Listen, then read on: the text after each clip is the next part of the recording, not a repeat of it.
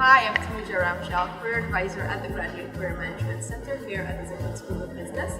I'm also an alum of the full-time MBA program, and I'm a career changer with nearly 10 years of experience in the financial services sector. Today, I'm really happy to be interviewing Hao-Yu Ho, also a current student in the full-time MBA program. Hao happens to be an international student and a career changer with a number of years of experience in the asset management field. Hao just won $10,000 in seed capital for his music business idea. Hao-Yu Ho was born in Taipei City, the capital of Taiwan. Hao is the youngest of two children from a middle-class family. His father ran a real estate business and his mother is a stock trader. Hao's early interest in economics and equity investment was inspired by his mother. Hao majored in economics and started his career as a sell-side analyst. 3 years later, Hao became one of the youngest fund managers in Taiwan. With a bright future on the horizon, Hao couldn't forget about another passion he cultivated in college.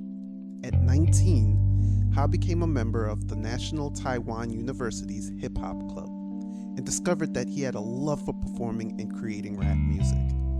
Torn, Hao would have to find a way to reconcile his life choices. So thank you so much for agreeing to this interview. I wanted to interview you because I always love working with students who inspire me, and you happen to be one of those students. Oh, really? Thank you.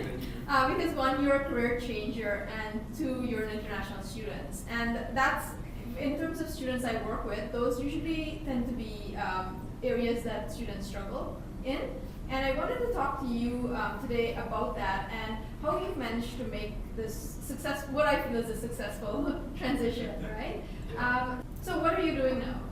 I'm doing so many things.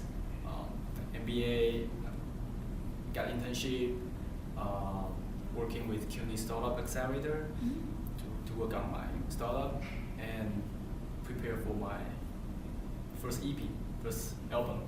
So we're making songs with with a couple producers to make rap songs. So in terms of, that's all. If you look at everything that you've done so far, it's actually quite a lot.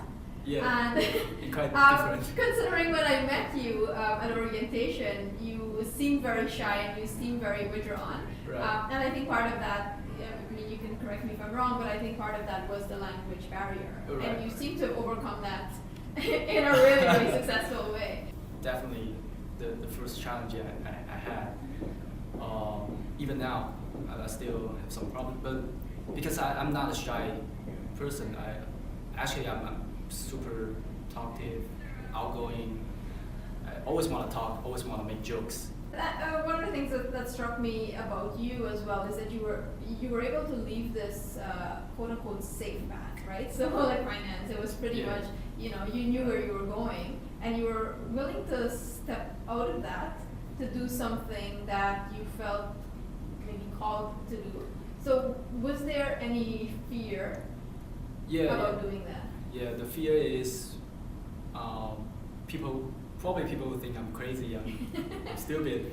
But my reason is also, the most important thing is do what we love. The second reason is nowadays because of technology. Sometimes a seemingly safe career is not safe. Right. And risky career is not risky.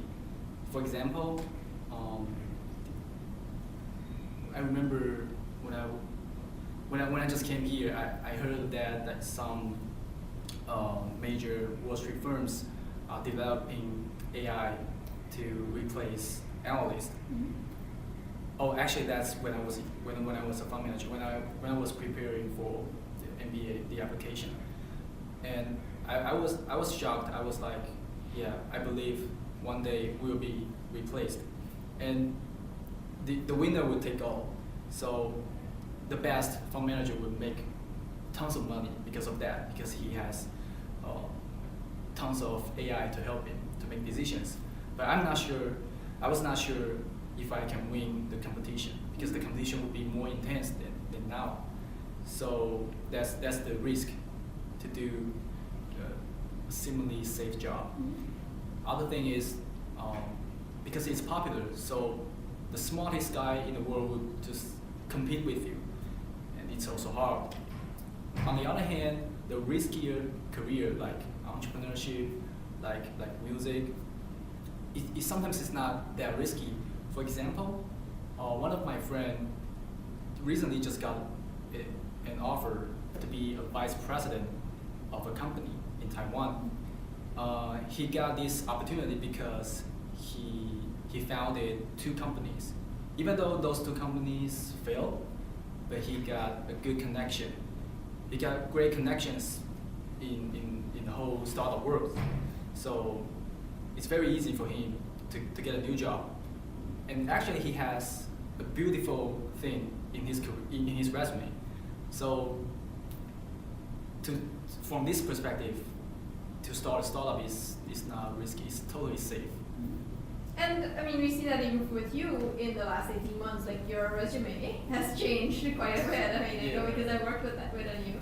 And I know now the music stuff is starting to, is actually starting to dominate the resume. The resume. And I know you with Tidal, you didn't even get called for an interview. They hired you pretty much on the spot. Right.